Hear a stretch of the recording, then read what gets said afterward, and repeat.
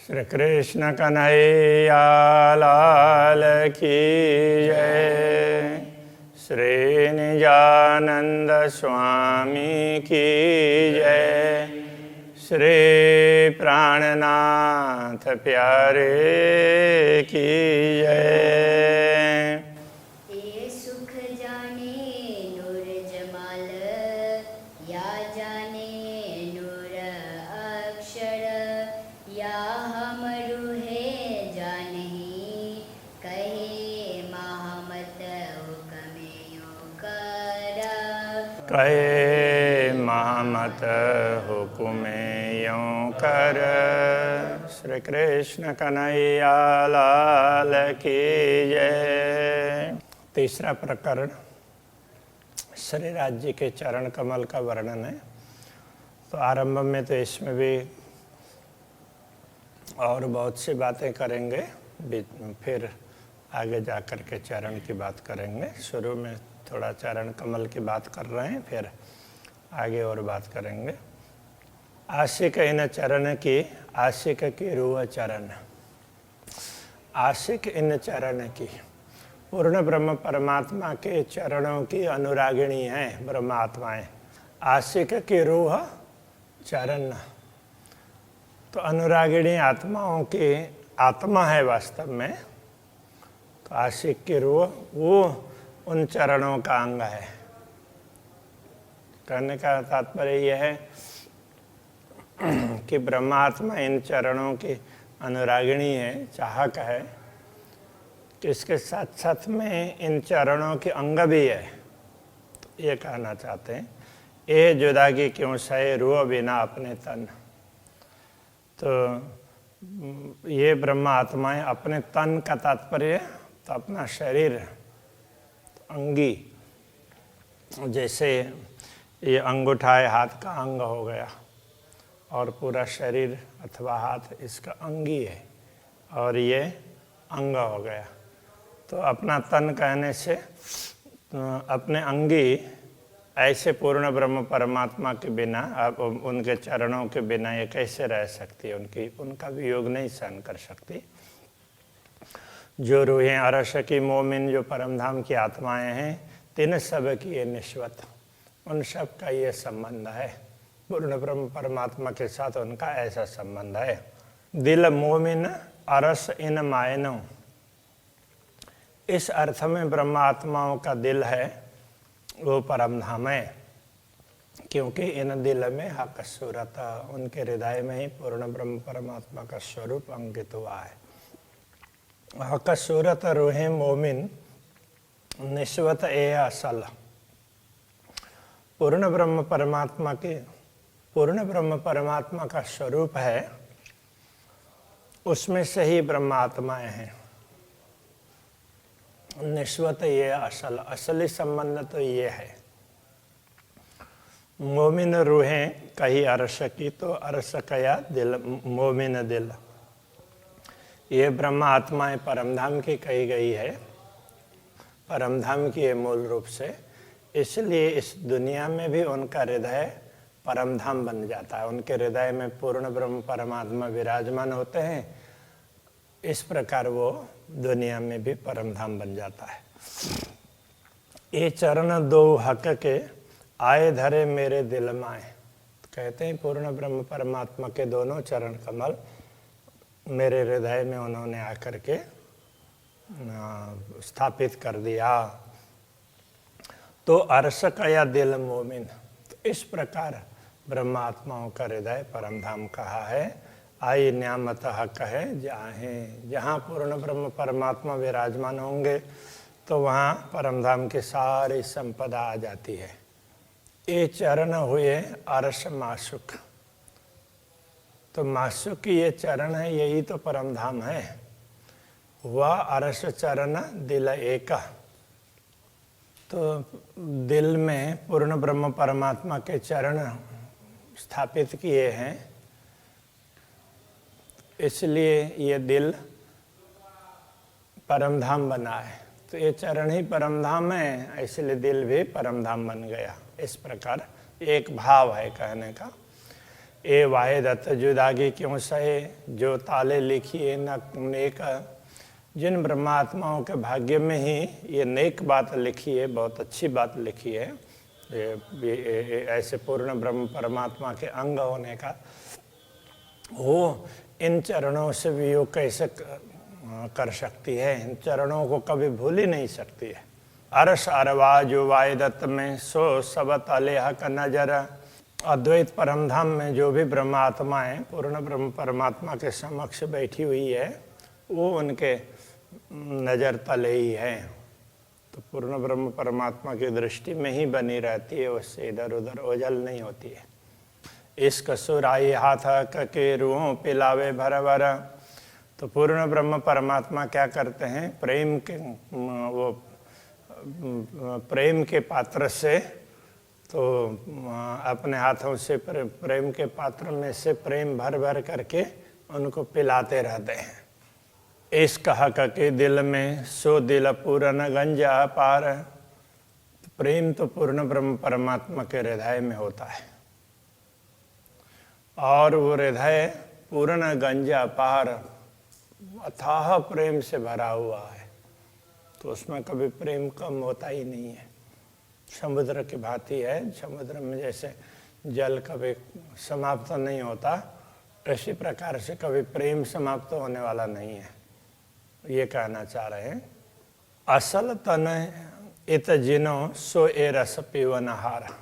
तो जिनका असल तन परमधाम में है, ये ब्रह्मात्माएं ही इस दुनिया में भी उस ब्रह्मानंद रस को, पूर्ण ब्रह्म परमात्मा के प्रेम रस को पी सकती है।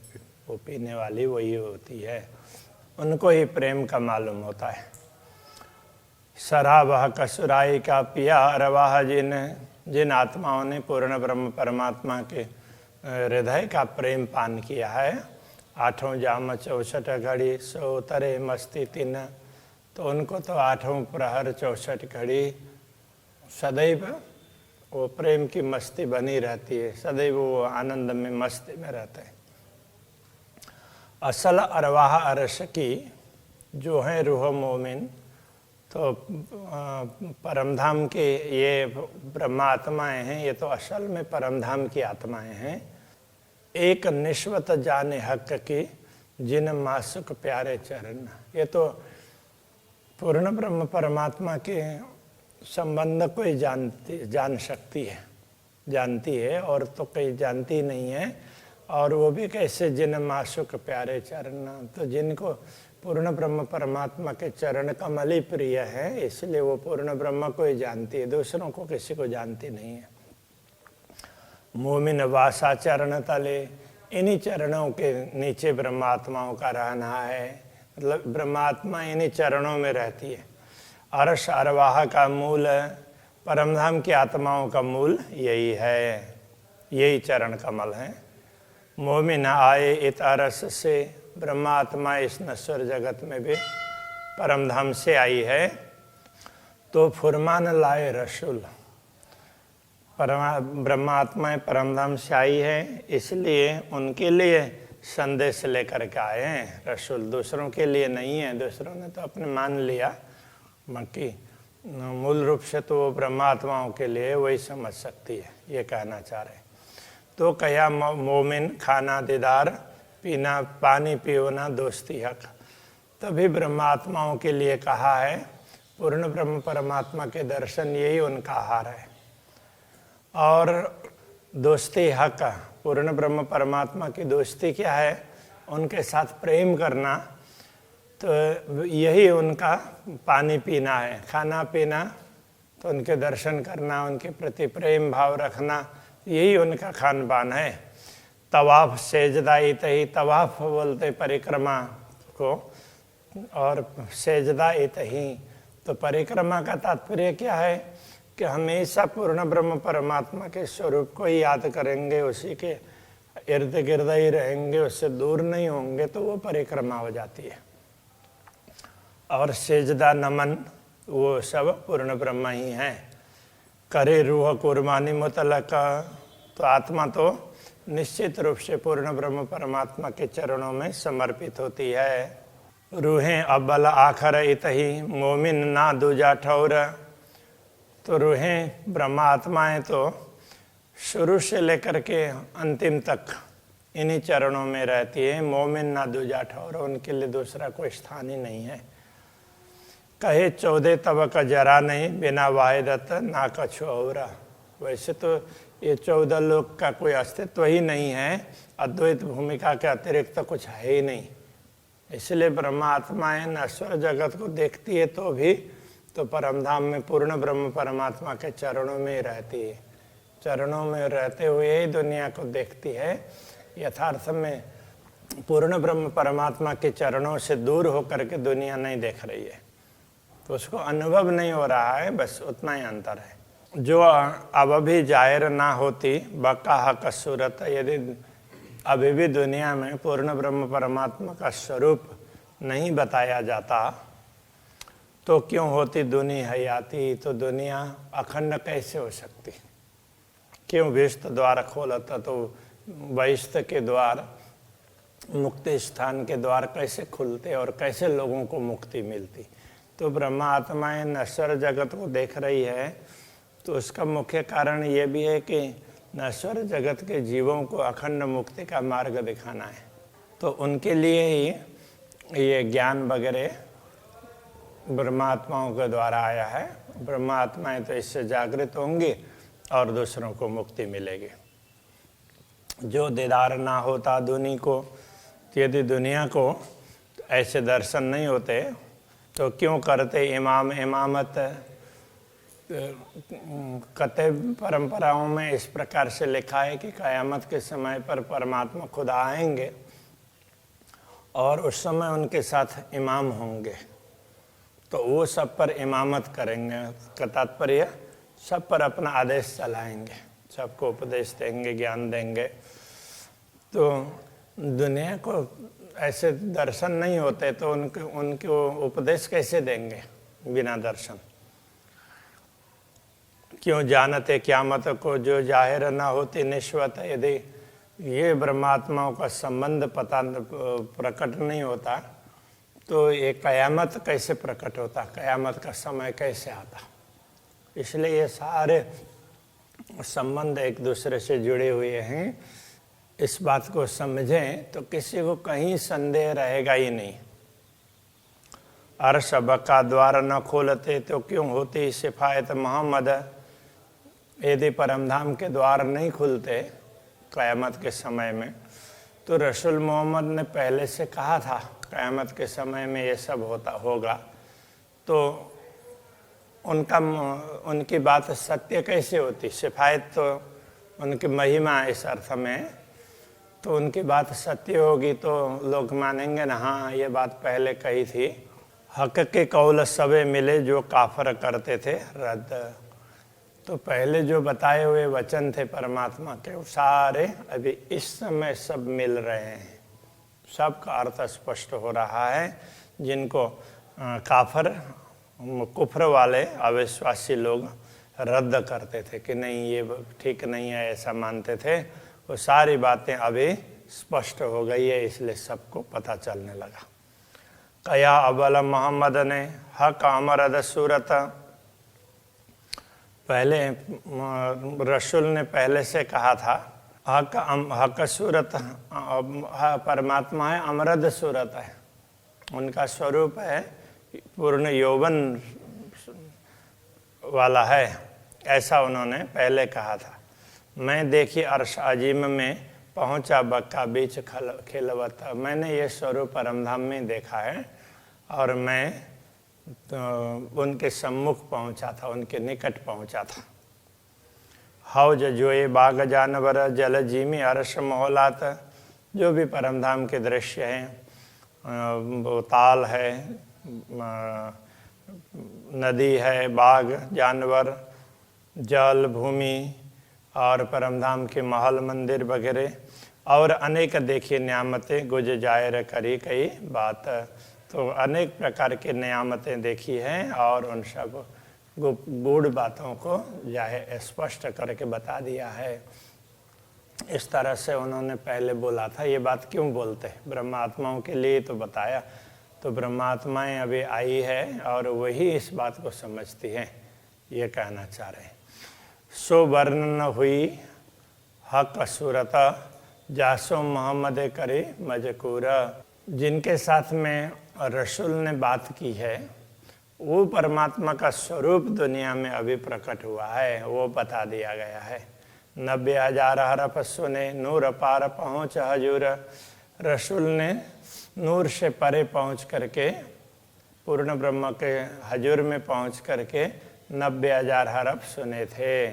वो सारी बातें अब स्पष्ट हो रही है।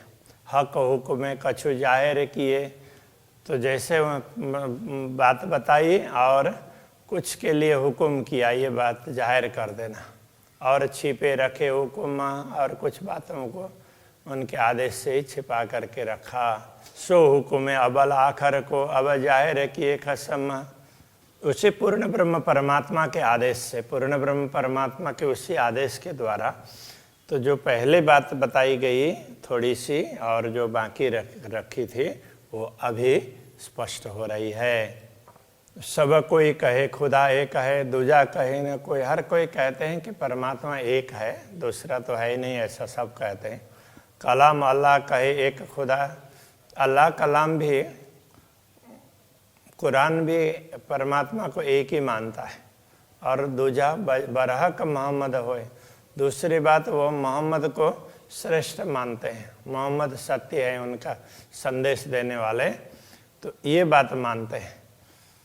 सो मोहम्मद कहे मैं उम्मत से, वही मोहम्मद जिसको ये कुरान को मानने वाले कहते हैं कि एक खुदा है और दूसरे मोहम्मद हैं, तो वो क्या कहते हैं, तो कहे मैं उन ब्रह्मात्माओं में से हूँ, ऐसा वो कहते हैं।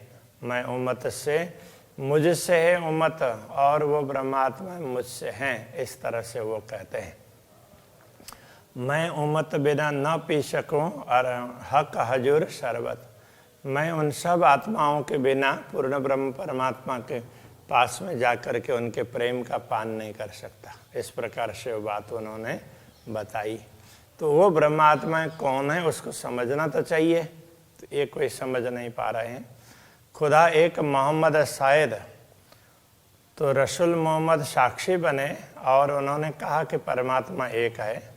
मसहूद है उम्मत, और उम्मत है ये मसऊद शब्द है, मूल रूप से हुद नहीं है, मसऊद। मसऊद का तात्पर्य होता है नेक, अच्छे, भले। तो परमात्माएं उम्मत है, वो बहुत भले लोग हैं। ये तीनों अर्श अजीम में और ये तीनों परम धाम में हैं। ये बाह्यदत्त बीच हकीकत ये अद्वैत भूमिका में ही रहते हैं। कौन कौन? पूर्ण ब्रह्म परमात्मा, मोहम्मद और उम्मत। तो अब ये मोहम्मद किसके लिए कहा? तो जो परमात्मा, पूर्ण ब्रह्म परमात्मा का काम करते हैं उनके लिए कहा। तो ये एक उपाधि वाला शब्द है, तो ये नामवाची शब्द नहीं है। अब सबने नामवाची बना दिया। तो परमात्मा जब का कोई काम करे तो वो मोहम्मद कहलाए। तो अब यहाँ कह रहे हैं वो तो पूर्ण ब्रह्म परमात्मा की अंगना, तो ये वास्तव में पूर्ण ब्रह्म परमात्मा श्री श्यामा जी और ब्रह्मात्माएं, उनके लिए बताई हुई बातें हैं। तो लोग ये समझ नहीं पाए, ये कहना चाह रहे हैं। ये उपले माए ने तीन कहे और चौथा नूर मकान। बाह्य दृष्टि से तीन कहे गए, वास्तव में एक ही है। और चौथा नूर मकान, और चौथा कहेंगे तो अक्षरधाम में अक्षर ब्रह्म। ये बातें मार्फत की, ये सब बातें हैं वो ये उसमें ब्रह्म ज्ञान की बात है, ब्रह्म विद्या है। सब मिल एक सुभान है, सारे मिल करके एक ही परमात्मा होते हैं। ये एक पहचानेंगे तो ये पहचान की बात है। तो वो कहते हैं देखो अक्षर ब्रह्म भी पूर्ण ब्रह्म परमात्मा के अंग है, उनसे अतिरिक्त तो नहीं है। श्यामा जी ब्रह्मात्माएं भी उनके सारे मिल करके एक ही होते हैं, वो अलग है ही नहीं।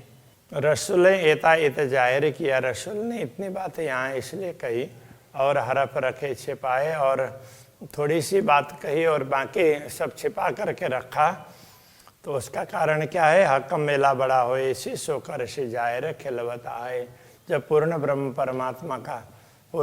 परमात्मा प्रकट होंगे दुनिया में, तो उस समय ये सारी बातें स्पष्ट करेंगे। जो रसूल मोहम्मद के लिए आदेश ही नहीं था कि तुम्हें ये बात बतानी है, तो लोगों को एक तब तक किस प्रकार से काम करना है उतनी बातें उनको समझा दी थी, किंतु अभी कोई इस बात को समझ नहीं रहा है, ये बताना चाह रहे हैं। चलो अभी के प्रश्न को ही रखते हैं। श्री कृष्ण कन्हैया लाल की। सो कर सी जाहिर खिलवत आए, सो कर सी जाहिर खिलवत आए।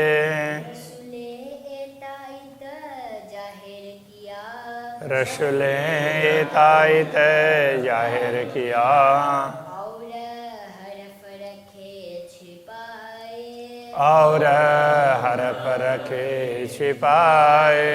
हक मेला बड़ा होए सी, हक मेला बड़ा होए सी।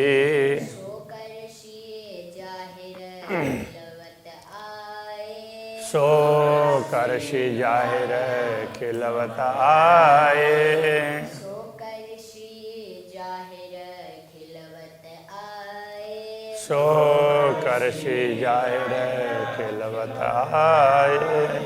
कृष्ण कन्हैया लाल की जय, श्री सद्गुरु महाराज की जय, श्री प्राणनाथ प्यारे की जय, श्री पांच नौतन